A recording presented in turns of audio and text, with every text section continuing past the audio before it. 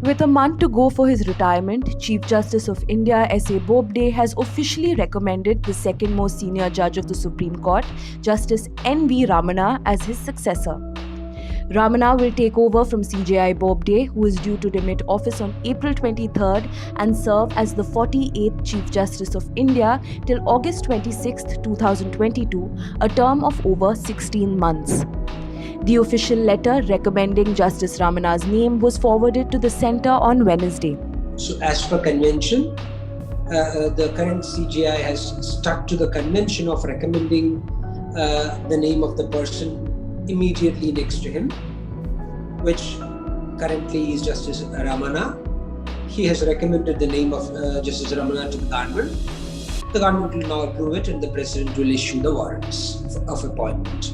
Appointed as a judge of the top court on February 17, 2014, Justice Ramana has been a part of many significant rulings, including those on setting up of special courts for fast-tracking criminal cases against MPs and MLAs, bringing the CJI's office amenable to the Right to Information Act, and lifting the internet restrictions in Jammu and Kashmir.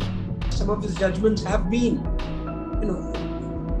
have had to do with liberty.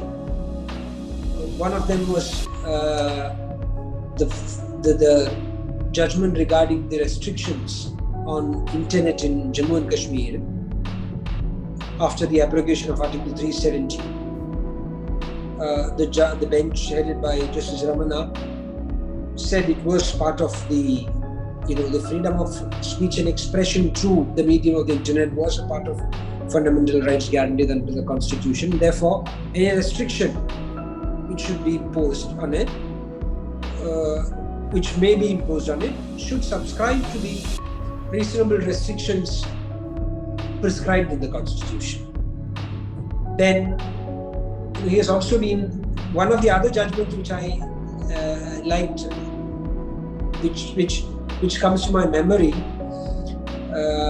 is the reason one about in a motor accidents compensation claim case. It was an appeal from the Delhi High Court. While deciding the case, Justice Ramana wrote about fixing the notional wages for a homemaker.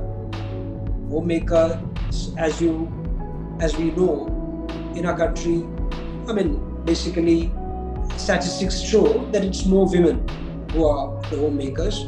So this was a very pro-women ruling. He said that needs to be fixed and it will go a long way to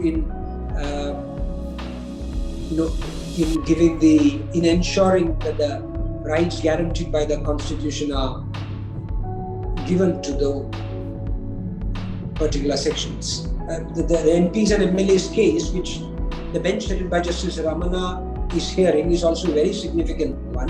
And one of the important developments in the case was about the Supreme Court asking the High Courts to set up benches to monitor the progress of those cases. Born into a family of agriculturalists in Krishna district in undivided Andhra Pradesh in August 1957, he enrolled as an advocate in February 1983 after completing his legal education. He incidentally worked as a journalist for the Telugu daily Eenadu from 1979 to 1980. He practiced in the Andhra Pradesh High Court and was later elevated as a permanent judge in June 2000. He served as the acting Chief Justice of the High Court from March to May 2013. Justice Ramana served as Chief Justice of Delhi High Court from September 2013 until he was elevated as a judge of the Supreme Court.